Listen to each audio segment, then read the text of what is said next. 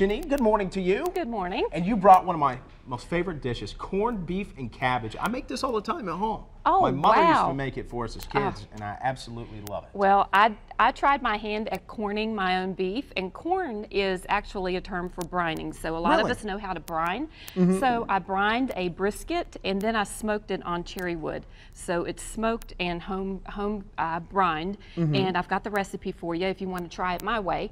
And that features that good old Irish staple potatoes. Of course, it's yes, potatoes, we love cabbage, carbs. and I love carbs. absolutely.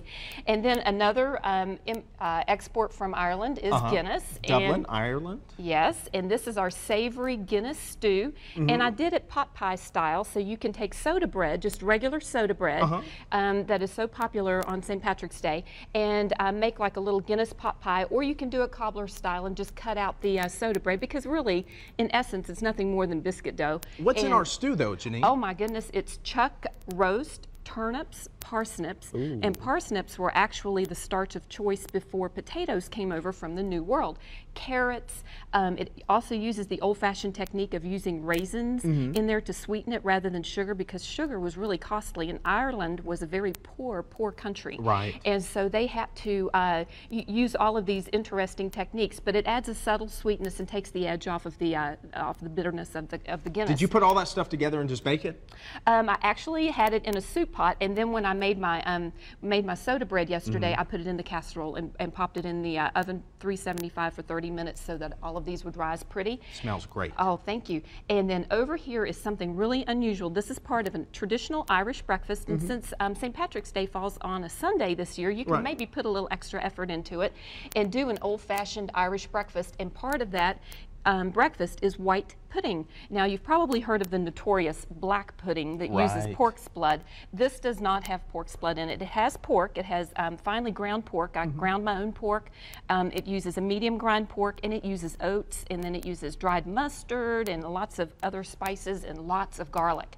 Ooh, and so the texture of it is really dense and almost pudding-like in texture, but it's savory. And then you have sausage and eggs and potato pancakes, and that makes up an Irish breakfast. And you also made some donuts here using the green theme, and you said sometimes you have a problem getting kids to eat their vegetables. So you actually took vegetables and put them in a donut. How about that? You know what? I'm all about sneaking in the vegetables wherever we can. And so this is a traditional green donut, and you know, even if you did it with traditional green food coloring, these are baked donuts, so they're a little bit more healthy.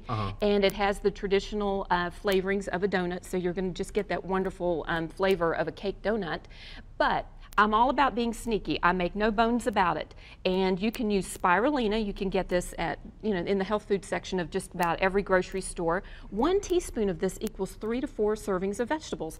And look at the pretty green color that it makes. It makes a lovely mossy green color. Kids will love it. Yes. Now, I'm not sure about this one. This might be a little bit of a tough sell, but I decided to try it. You don't have to tell them. Well, that's my thing. Don't tell them. And this makes spinach. Makes a spinach donut. And so I ground up the spinach and put it into my batter.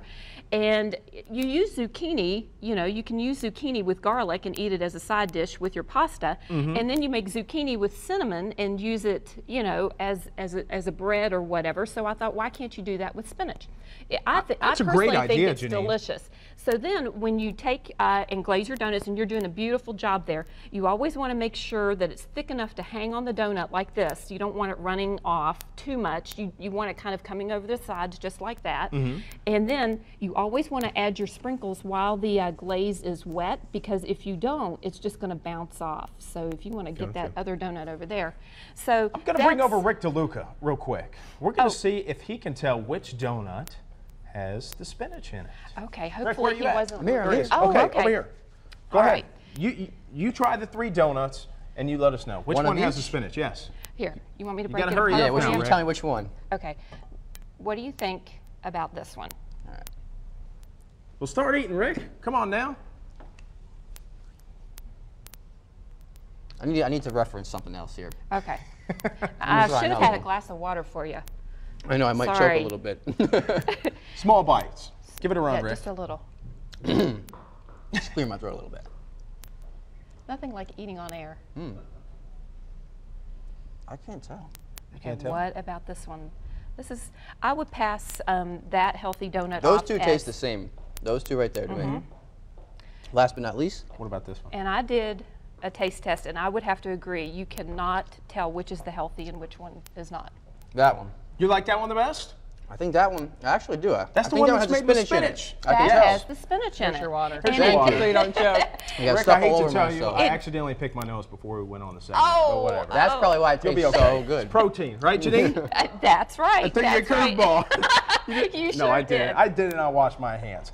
All right, Okay. we have more coming up with Janine Washle.